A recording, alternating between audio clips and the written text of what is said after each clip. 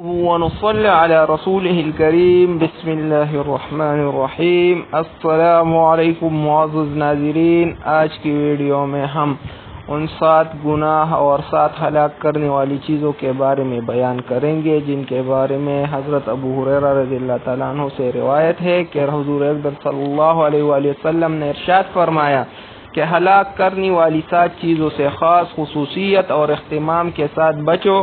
حضرات صحابہ کرام رضوان اللہ علیہم اجمعین نے عرض کیا، یا رسول اللہ، اور 7 ہلاک کرنے والی چیزیں کیا ہے؟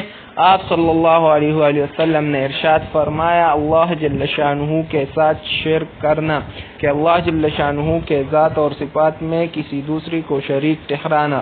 اللہ جل شانہ فرماتے ہیں، ان الشرک لظلم عظیم، کہ بے شک شرک بڑی اور عظیم ظلم ہے۔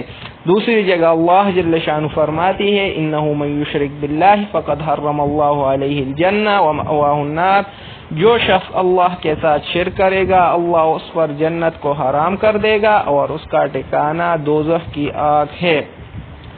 حضور صلی اللہ علیہ وسلم نے جادو کو بھی 7 ہلاک کرنے والی چیزوں میں شامل فرمایا ہے، اور یہ مکمل حرام ہے اور ہلاک کرنے والی ہے۔ مسلمان کی قتل جو ہے، اللہ جل شانہ نے مسلمان کی قتل کو حرام فرمایا ہے۔ اللہ جل شانہ فرماتا ہے، جو کوئی مسلمان کو جان بوجھ کر قتل کرے گا اس کا بدلہ جہنم ہے، کہ وہ مدت اس میں رہے گا، اور اللہ نے اس پر عذاب کیا اور اس پر لعنت کی اور اس کے لیے عذاب تیار رکھا۔ رسول اللہ صلی اللہ علیہ وآلہ وسلم نے سود خوروں کے بارے میں فرمایا کہ معراج کی شب میرا گزر چند ایسے لوگوں پر ہوا جن کے پیٹ گڑوں کی مانند بڑے بڑے تھے، جن میں سام تھی جو پیٹ کے باہر نظر آتی تھی۔ میں نے حضرت جبرائیل علیہ السلام سے پوچھا، یہ کون لوگ ہیں؟ جبرائیل علیہ السلام نے فرمایا، یہ سود خور لوگ ہیں۔ آپ صلی اللہ علیہ وآلہ وسلم نے یتیموں کا مال کھانے والوں کو بھی اس 7 ہلاک کرنے والی چیزوں میں شامل فرمایا ہے۔ اللہ جل شانہ فرماتے ہیں، ان الذین یأکلون اموال الیتامی ظلما انما یأکلون فی بطونہم نارا، جو لوگ ظلم سے یتیموں کا مال ہڑپ کر جاتے ہیں اور در حقیقت اپنے پیٹوں میں آگ بھرتے ہیں۔ جو لوگ میدان جنگ سے فش پیرے ان کے بارے میں اللہ جل شانہ فرماتے ہیں، ایمان والو، جب تم کافروں سے میدان جنگ میں ملو تو ان سے پھیٹی نہ پھیرو، جو کوئی ایسا کرے گا اللہ کے عذاب کے ساتھ لوٹے گا۔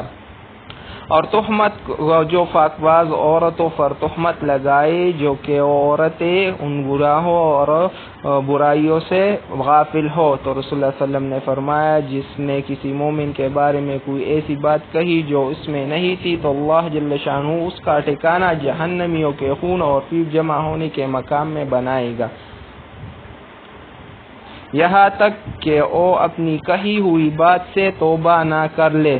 اللہ جل شانہ ہمیں اپنے رحم و فضل سے ان 7 ہلاک کرنے والی گناہ اور چیزوں سے بچائے اور نجات فرمائے۔